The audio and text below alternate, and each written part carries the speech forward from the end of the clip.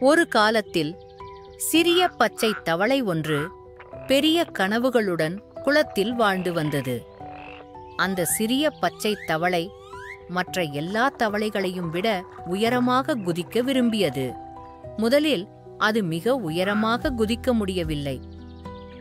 ஆனால் அது சோர்வாக உணர்ந்தாலும் கூட ஒவ்வொரு நாளும் பயிற்சி செய்து கொண்டே இருந்தது. மற்ற தவளைகள் சிரித்துக்கொண்டே, "நீ எங்களைப் போல ஒருபோதும் உயரமாக குதிக்க மாட்டாய்" என்றன. ஆனால் சிறிய தவளை கைவிடவில்லை. காலை, பிற்பகல் மற்றும் இரவிலும் கூட மின்னும் நட்சத்திரங்களின் கீழ் பயிற்சி செய்தது. அந்த சிறிய பச்சை தவளை ஒவ்வொரு முறையும் குதிக்கும் போது கொஞ்சம் கடினமாக இருந்தாலும் மேலும் சிறிது நேரம் முயற்சித்தது. ஒரு நாள் தூரத்தில் ஒரு உயரமான பாறையை கண்டது. சிறிய பச்சை தவளை தனக்குள் சிந்தித்தது, "என்னால் இதை செய்ய முடியும்" என்று. அந்த சிறிய பச்சை தவளை தனது பலத்தை எல்லாம் ஒன்று சேர்த்தது. முன்பை விட தொலைவில் உள்ள அந்த உயரமான பாறையின் மீது குதித்தது. மற்ற தவளைகள் எல்லாம் அதைக் கண்டு வியந்தன. "நீ செய்துவிட்டாய்" என்று தவளைகள் எல்லாம் பாராட்டினர். அந்த சிறிய பச்சை தவளை மகிழ்ச்சியுடன் சிரித்தது. போதுமான பயிற்சி, பொறுமை மற்றும் உங்கள் மீது நம்பிக்கை இருந்தால் நீங்கள் நினைத்ததை செய்ய முடியும் என்பதை அது கற்றுக்கொண்டது. அந்த நாளிலிருந்து அந்த தவளை மற்றவர்களை ஊக்குவித்து, "ஓய்வெடுக்காதீர்கள், தங்களின் திறமையை நம்புங்கள், அப்போதுதான் பெரிய வெற்றிகளை நீங்கள் அடைய முடியும்." ஒரு சிறிய கிராமத்தில் யாருடனும் எதையும் பகிர்ந்து கொள்ளாத மிகவும் பேராசை கொண்ட ஒரு காகம் வசித்து வந்தது. ஒரு நாள் அது ஒரு கடைக்காரரிடம் இருந்து ஒரு ருசியான ரொட்டியை திருடியது. காகம் சாப்பிடத் தயாரானதும் ரொட்டி சொன்னது, "நீ என்னை சாப்பிட்டால் உனக்கு ஏதாவது விசித்திரமாக நடக்கும்." காகத்தின் கண்கள் விரிந்தன. "பேசும் ரொட்டியா? என்னால் நம்பவே முடியவில்லை." காகம் சிரித்துக்கொண்டே ஒரு துண்டை தின்றது. திடீரென்று அதன் இறகுகள் பிரகாசமான இளஞ்சிவப்பு நிறமாக மாறியது.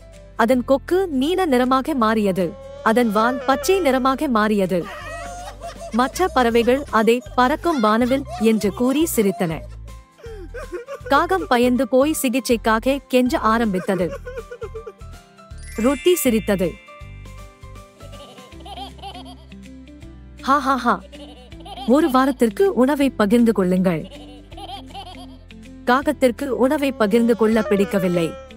ஆனால் அதற்கு வேறு வழியில்லை. காகம் உணவை பகிர்ந்து கொள்ளத் தொடங்கியது. அது அதை விரும்பத் தொடங்கியது. வார இறுதிக்குள் அதன் கருப்பு இறகுகள் மீண்டும் வளர்ந்திருந்தன. அது அந்த கிராமத்தில் மிகவும் தாராளமான பறவையாக மாறியது.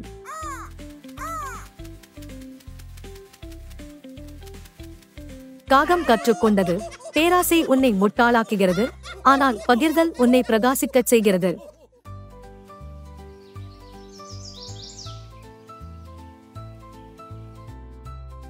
பப்பிள்கம்மை விரும்பும் ஒரு குறும்புக்கார குரங்கு வாழ்ந்து வந்தது. பூங்காவில் இருக்கும் குழந்தைகளைப் போலவே அதுவும் ஒரு பெரிய பப்பிள்கம்மை ஊத விரும்பியது. ஒரு நாள் குரங்கு ஒரு பெரிய இளஞ்சிவப்பு பப்பிள்கம்மை கண்டுபிடித்தது. குரங்கு அதை மெல்ல ஆரம்பித்தது. சிறிது நேரத்தில் பலூனைப் போல ஊதியது. ஆனால் திடீரென்று ஒரு பலத்த காற்றும் வீசியது. அந்த பப்பிள்கம்மும் முகம் முழுவதும் வெடித்தது. அதன் மூக்கு, கண்கள் மற்றும் காதுகள் கூட பசையைப் போல் மூடப்பட்டிருந்தன. குரங்கும் பதட்டத்தில் பூங்காவைச் சுற்றி ஓடியது. மற்ற குரங்குகள் எல்லாம் பார்த்து சிரித்தது. இதை பார்த்த யானை தண்ணீரை தெளித்து சுத்தம் செய்தது. ஒருவேளை நான் வாழைப்பழங்களை மட்டும் சாப்பிட வேண்டுமோ என்று குரங்கு நினைத்தது.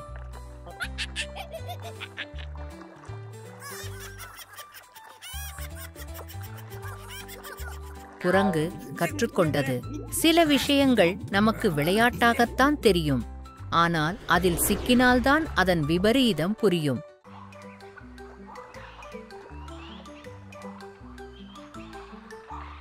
ஒரு சிறிய அழகான தேனீ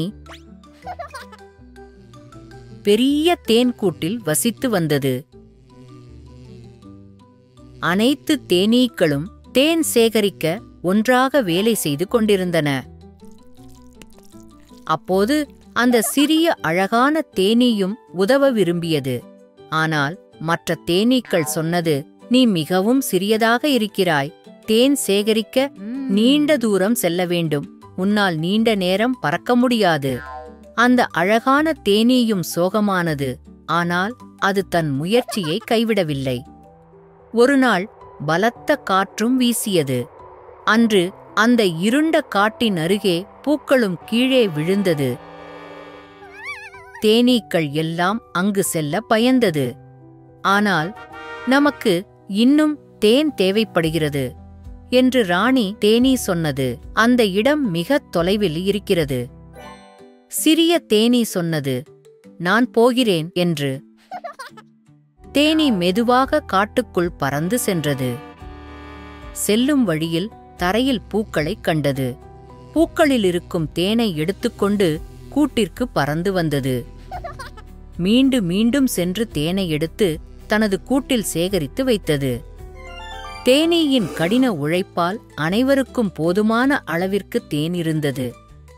ராணி தேனீ சிரித்தது. நீ ஒரு சிறிய தேனீ, ஆனால் நீ மிகவும் தைரியசாலி. அனைத்து தேனீக்களும் அந்த அழகான சிறிய தேனீயை பாராட்டினார்கள். நாம் தைரியமாக இருக்க வேண்டும், தொடர்ந்து முயற்சி செய்ய வேண்டும் என்பதை அவர்கள் அனைவரும் கற்றுக்கொண்டனர். முயற்சி ஒன்றே நம்மை சிறந்தவர்களாக மாற்ற முடியும். ஒருநாள் காலை பெரிய பேருந்து காட்டின் வழியாக சென்றது. பேருந்துக்கு உள்ளே பறவைகள் மற்றும் விலங்குகளும் உற்சாகமாக சுற்றுலா சென்று கொண்டிருந்தன. விலங்குகளின் ஆசிரியர் குரங்கு சிரித்துக்கொண்டே, குட்டிகளே, நம்ம பேருந்து கிட்டத்தட்ட வந்துவிட்டது. இன்று அனைவருக்கும் ஒரு நல்ல நாளாக இருக்கும். பேருந்து ஆற்றின் அருகே நின்றது. அனைத்து விலங்குகளும் சில உணவுகள் மற்றும் தண்ணீருடன் கீழே இறங்கின. கிளி அதன் மூக்கில் கொய்யா பழங்களை எடுத்து பறந்து வந்தது. யானை தண்ணீர் பாட்டில்களை சுமந்து கொண்டு வந்தது. அணில் தானியங்கள் நிறைந்த ஒரு பையுடன் துள்ளி குதித்து வந்தது. முயல் புதிய கேரட் கூடையை பிடித்துக் கொண்டு வந்தது. ஆசிரியர் குரங்கு அனைவருக்கும் வாழைப்பழங்களை எடுத்து வந்தது. அப்போதுதான் அங்கே ஒரு சிறிய ஆமை மிக மெதுவாக நடந்து வந்தது. சில விலங்குகள் மெதுவாக கிசுகிசுத்தன. ஆமை எந்த உணவையும் கொண்டு வரவில்லையா? ஆசிரியர் குரங்கு, அது பரவாயில்லை. நம்ம காட்டு குடும்பம் எல்லாம் ஒரே குடும்பம் போலதான். ஒருவருக்கொருவர் பகிர்ந்து கொண்டு பராமரித்துக் கொண்டு ஒன்றாக சேர்ந்து வாழ வேண்டும். எனவே அவர்கள் ஆமைக்கு சில வாழைப்பழங்கள், கொய்யா பழங்கள், தானியங்கள் மற்றும் கேரட்களை கொடுத்தார்கள். ஆமை அன்புடன் சிரித்து அதன் பையை திறந்து காட்டின. உள்ளே அனைத்து விலங்குகளும் பார்த்து ஆச்சரியப்பட்டது. அனைவருக்கும் சுவைமிக்க பழக்கேக்கை ஆமை கொண்டு வந்தது. அனைத்து விலங்குகளும் மகிழ்ச்சியுடன் கைத்தட்டியது. விலங்குகள் அனைத்தும் இன்று முக்கியமான ஒன்றை கற்றுக்கொண்டது. யாரையும் எளிதில் மதிப்பிடாதீர்கள். அன்பும் பகிர்ந்து கொள்வதும் எல்லாவற்றையும் இனிமையாக்குகின்றன. ஒரு அழகான காட்டில் குட்டி குரங்கு ஒன்று கிளைகளில் தாவி தாவி விளையாடிக் கொண்டிருந்தது. குரங்குக்கு வாழைப்பழங்கள் ரொம்ப பிடிக்கும். எப்போதும் சாப்பிடுவதற்காக வாழைப்பழங்களை சேமித்து வைத்தது. ஆனால் மறுநாள் காலை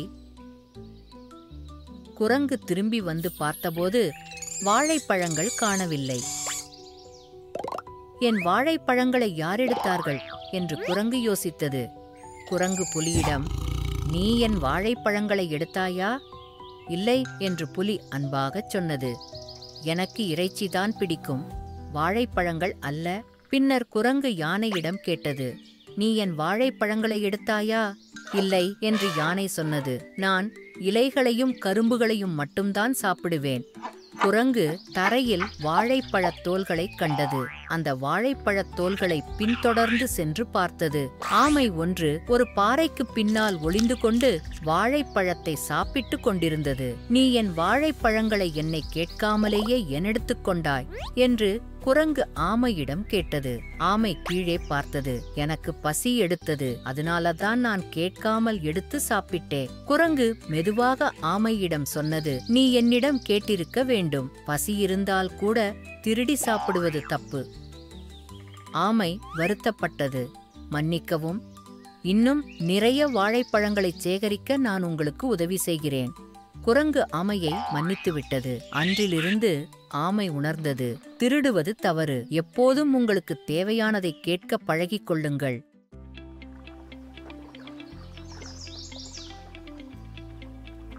ஒரு பண்ணையில் ஒரு விசித்திரமான சேவல் வசித்து வந்தது. மற்ற கோழிகள் தரையில் கொத்திக் கொண்டிருந்த போது சேவல் குரைத்தது, ஊஃப் ஊஃப். மற்ற கோழிகள் இறக்கைகளை அசைத்துக் கொண்டிருந்த போது சேவல் தன் வாலை அசைக்க முயன்றது. மற்ற கோழிகள் மண்ணில் கீறிக் கொண்டிருந்த போது சேவல் தன் நிழலை துரத்தியது. சேவல் தன்னை எப்போதும் ஒரு நாயைப் போல இருக்க முயற்சிக்கும். சேவல் குரைக்காதே என்று பசுக்கள் சிரித்தன. வாத்துக்களும் சேவலை பார்த்து சத்தமிட்டன. விவசாயி கூட தலையை ஆட்டினார். இதுபோல் விசித்திரமான சேவலை நான் பார்த்தது இல்லை. ஆனால் சேவல் இதையெல்லாம் பொருட்படுத்தவில்லை.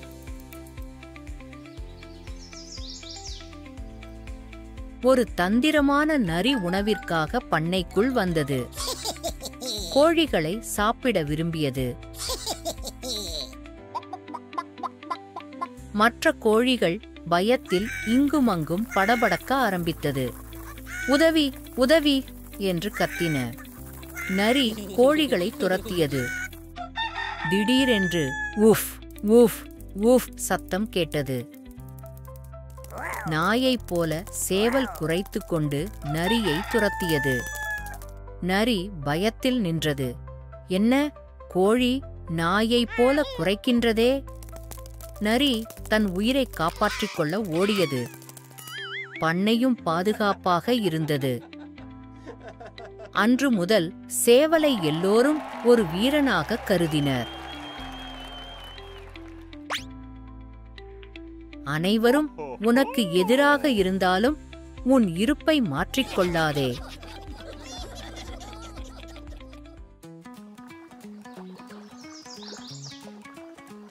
அழகான காட்டில் ஒரு பெரிய அசையாக்கரடி கனவோடு வாழ்ந்து வந்தது. அது காட்டில் நடக்கும் பந்தயத்தில் வெல்ல விரும்பியது. ஆனால் அது ஒரு பெரிய சோம்பேறி. மேலும் அசையாக்கரடி தனது வேகத்தை சரியாக அறியப்படவில்லை. மற்ற விலங்குகள் எல்லாம் சத்தமாக சிரித்தன. நீங்கள் பந்தயத்தில் ஜெயிப்பீர்களா? சிறுத்தை அசையாக்கரடியை கேலி செய்தது. அடுத்த வாரம் நீ பந்தயத்தை முடிப்பாயா? வரிக்குதிரை சிரித்துக்கொண்டே சொன்னது. பறவைகள் கூட சிரித்தன. ஆனால் அசையாக்கரடி மெதுவாகச் சிரித்துவிட்டு, எனக்கு என் மீது நம்பிக்கை இருக்கிறது. பந்தய நாள் வந்தது. காடு உற்சாகத்தால் எதிரொலித்தது. தயார் தயார். எல்லோரும் முன்னால் நகர்ந்தனர். ஒரு குட்டி யானை கூட கோட்டை கண்ணியமாக கடந்தது. இதற்கிடையில் அசையாக்கரடி மிகவும் மெதுவாக முன்னேறத் தொடங்கியது. மற்றவர்கள் முன்னால் விரைந்து சென்றனர். போகும் வழியில் இலவச சிற்றுண்டிகளுடன் ஒரு வாழைப்பழக் கடையைக் கண்டு நின்றார்கள்.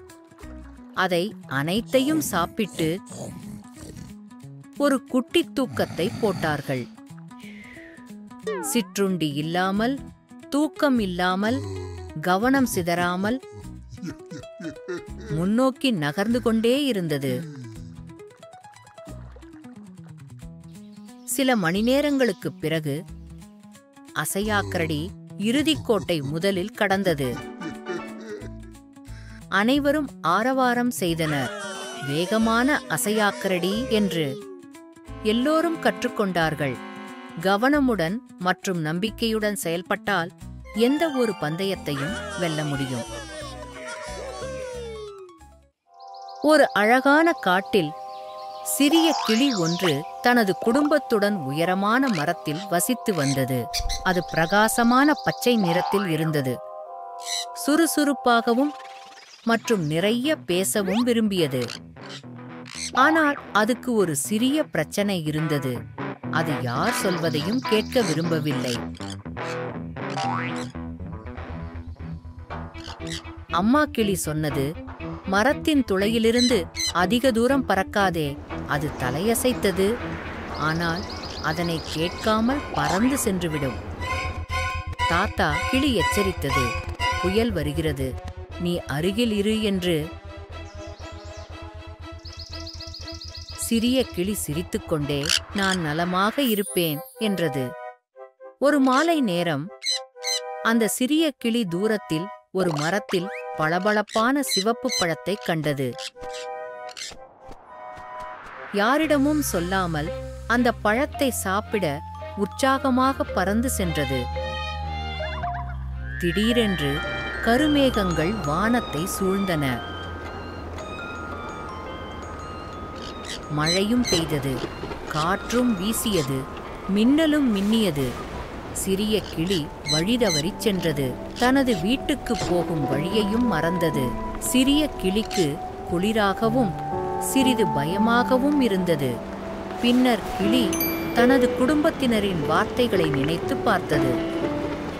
நான் அனைவரும் சொல்வதை கேட்டிருக்க வேண்டும் என்று கிளி சோகமாக சிந்தித்தது.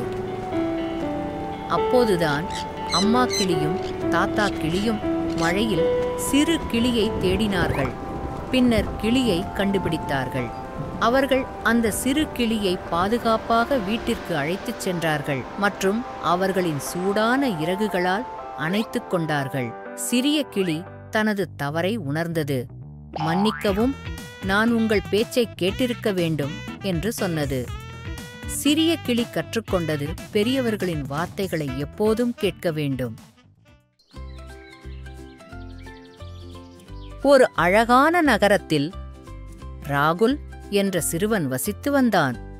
அவன் வீட்டிற்குள் தனது பந்தை வைத்து விளையாடிக் கொண்டிருந்தான். அம்மா அவனிடம் சொல்லியிருந்தாள், பந்து விளையாட்டு வெளியேதான் விளையாட வேண்டும், உள்ளே விளையாடக்கூடாது என்று. ஆனால் ராகுல் உற்சாகத்தில் இருந்ததால் அம்மா சொன்னதை கேட்கவில்லை. அவன் பந்தை ஒரு திசையிலிருந்து இன்னொரு திசைக்கு வலிமையாய் வீசி விளையாடிக் கொண்டிருந்தான். திடீரென்று பந்து ஒரு பூந்தொட்டியின் மேலே பட்டு உடைந்தது. ராகுல் பயந்து போனான். உண்மையை அம்மாவிடம் மறைக்க நினைத்தான். ஆனால் அவன் ஆசிரியர் சொன்னது அவனுக்கு ஞாபகம் வந்தது. உண்மையைச் சொல்வதுதான் சரியானது. அம்மா வந்ததும் ராகுல் அம்மாவிடம், மன்னிக்கவும் அம்மா என்று கேட்டான். நான் பூந்தொட்டியை உடைத்துவிட்டேன். அம்மா அவனை கோபமாக பார்த்தாள். ஆனால் ஆச்சரியப்படும் விதமாக அம்மா புன்னகையுடன் அவனை பார்த்தாள். நீ நேர்மையாக இருப்பதற்காக நான் பெருமைப்படுகிறேன் என்றாள். அம்மா ராகுலை கட்டிப்பிடித்தாள். அடுத்த முறை நீ வெளியே விளையாட வேண்டும் என்று கூறினாள். ராகுல் முகத்தில் ஒரு சிரிப்பு மலர்ந்தது. அவனுக்கு உள்ளுக்குள் தைரியமாகவும் நல்லவராகவும் உணர்ந்தான். எதுவாக இருந்தாலும் நேர்மையாக இருப்பேன் என்றும் எப்போதும் உண்மையைச் சொல்வேன் என்றும் அவன் தனக்குத் தானே உறுதியளித்துக் கொண்டான். ஒரு அமைதியான வீட்டில் மர அலமாரி ஒன்று இருந்தது. அதில் ஒரு பெரிய மெழுகுவர்த்தி ஒருபோதும் பயன்படுத்தாத நிலையில் இருந்தது. மெழுகுவர்த்தி நினைத்தது, நான் ஒளிர விரும்புகிறேன், ஆனால் யாருக்கும் நான் தேவைப்படுவதில்லை. அது நாள் முழுவதும் மேலே உள்ள விளக்குகள் எரிவதையும் அணைப்பதையும் பார்த்து கொண்டிருந்தது. அது மட்டும் இல்லாமல் சிரிப்பு மற்றும் கதைகளின் சத்தங்களை கேட்டுக்கொண்டு இருந்தது. ஆனால் அது இருண்ட அலமாரியிலேயே வருந்தியது. ஒரு இரவு திடீரென மின்சாரம் துண்டிக்கப்பட்டது. வீடு அமைதியாகிவிட்டது. அந்த பெரிய மெழுகுவர்த்தி காலடி சத்தங்களை கேட்டது. பின்னர் சூடான கைகள் அதை எடுப்பதை உணர்ந்தது. ஒரு தீக்குச்சி ஒளிர்ந்தது. மெழுகுவர்த்தியின் திரியின் நுனியில் ஒரு சிறிய சுடர் நடனமாடியது. மேஜையில் இருந்த மெழுகுவர்த்தி பிரகாசமாக எரிந்து அறை முழுவதையும் ஒளிரச் செய்தது. குடும்பத்தினர் ஒன்று கூடினர். ஒளியில் சிரித்து கதைகள் சொல்லி மகிழ்ச்சியாக இருந்தனர். நான் பிரகாசிக்கிறேன் என்று மெழுகுவர்த்தி நினைத்தது. அதன் இதயம் மகிழ்ச்சியால் பிரகாசித்தது. இப்போது நான் உதவுகிறேன். அன்று இரவு முதல் அந்த பெரிய மெழுகுவர்த்தி மீண்டும் ஒருபோதும் சோகமாக இருக்கவில்லை. ஒரு சிறிய ஒளியும் கூட பெரிய வெளிச்சத்தை தர முடியும் என்று உணர்ந்தது. சரியான நேரம் வரும்போது ஒரு சிறிய வெளிச்சம் கூட முழு அறையையும் பிரகாசமாக்கும். ஒரு காலத்தில் காட்டை ஆண்ட வலிமைமிக்க சிங்கம் ஒன்று இருந்தது. பெருமையும் மூர்க்கமும் கொண்ட அவரது உரத்த கர்ஜனை அனைத்து விலங்குகளையும் பயமுறுத்தியது. ஒரு நாள், யாராவது என்னிடம் முன்வரும் வரை நான் தினமும் உங்களில் ஒருவரை சாப்பிடுவேன் என்று சிங்கம் சொன்னது. விலங்குகள் அனைத்தும் பயந்தன. ஆனால் ஒரு புத்திசாலி முயல் ஒரு திட்டத்துடன் முன்வந்தது. ஓ வலிமை மிக்க சிங்கமே, நான் உனக்கு காட்ட ஒன்று இருக்கிறது. ஆர்வத்தாலும் குட்டி முயலை குறைத்து மதிப்பிட்டதாலும் சிங்கம் ஒப்புக்கொண்டது. முயல் சிங்கத்தை ஒரு ஆழமான கிணற்றுக்கு அழைத்துச் சென்றது. இந்த கிணற்றில் உன்னை விட சக்தி வாய்ந்த இன்னொரு சிங்கம் இருக்கிறது என்று சிங்கத்திடம் சொன்னது. சிங்கம் கிணற்றுக்குள் பார்த்து அதனின் பிம்பத்தை கண்டது. அது வேறொரு சிங்கம் என்று நினைத்து சிங்கம் கர்ஜிக்க ஆரம்பித்தது. பிம்பமும் கர்ஜித்தது. கோபமடைந்த சிங்கம், யார் அதிக சக்தி வாய்ந்தவர் என்பதை நான் உங்களுக்கு காட்டுகிறேன் என்று கர்ஜித்து சிங்கம் கிணற்றில் குதித்து கத்தளித்தது. முயல் சிங்கத்தை ஏமாற்றிவிட்டது. பலத்தை விட புத்திசாலித்தனம் பெரியது என்பதை உணர்ந்து விலங்குகள் மகிழ்ச்சியடைந்தன. சிங்கத்தின் பெருமை தன்னை குருடாக்கியது. ஆனால் முயல் தனது ஞானத்தால் அவர்கள் அனைவரையும் காப்பாற்றியது.